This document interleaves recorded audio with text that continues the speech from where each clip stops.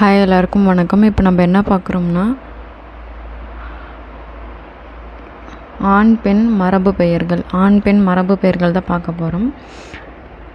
First என்னென்னா யானைக்கு ஆண் யானை என்னென்னு சொல்லுவோம்னா களிறு, பெண் யானையை பிடின்னு சொல்லுவோம். கோழினா சேவல், அதே பெண் கோழியை பேடு அப்படின்னு சொல்லுவோம். பூனைனா கடுவன், பெண் பூனையை பெட்டை அப்படின்னு சொல்லுவோம்.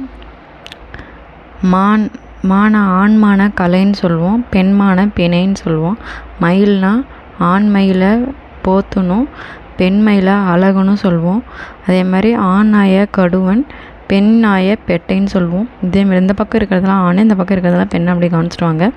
நண்டு அப்படின்னா அளவன் பெடை, குரங்கு அப்படின்னா கடுவன், பெண் குரங்கா மந்தின்னு சொல்லுவோம். ஆடு அப்படின்னா கடான்னு வரும்.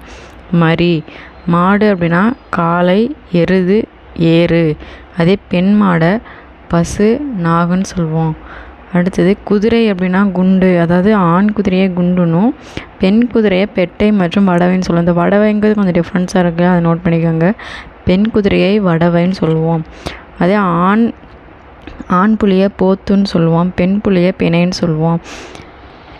நரி அப்படின்னா ஓரி, ஆண் நரிய ஓரின்னு சொல்லுவோம், பெண் நிறைய பாட்டி அப்படின்னு சொல்லுவோம். அந்த பாட்டி அப்படிங்கிறதும் டிஃப்ரெண்ட்டாக இருக்குது. அதே மாதிரி ஏன்னா விலங்கில் ஒரு பெண் விலங்கை நம்ம என்னென்னு சொல்கிறோன்னா பாட்டின்னு சொல்கிறோம் இல்லையா, அதனால் இது கொஞ்சம் டிஃப்ரெண்ட்டாக இருக்கும், நோட் பண்ணிக்கோங்க. அதே மாதிரி இந்த வடவையும் நோட் பண்ணிக்கோங்க. பன்றி அப்படின்னா ஒருத்தல், ஏறு, பெண் பன்றியை பிணைன்னு சொல்லுவோம். சிங்கம்னா ஏறு, பெண் சிங்கத்தை பெட்டைன்னு சொல்லுவோம்.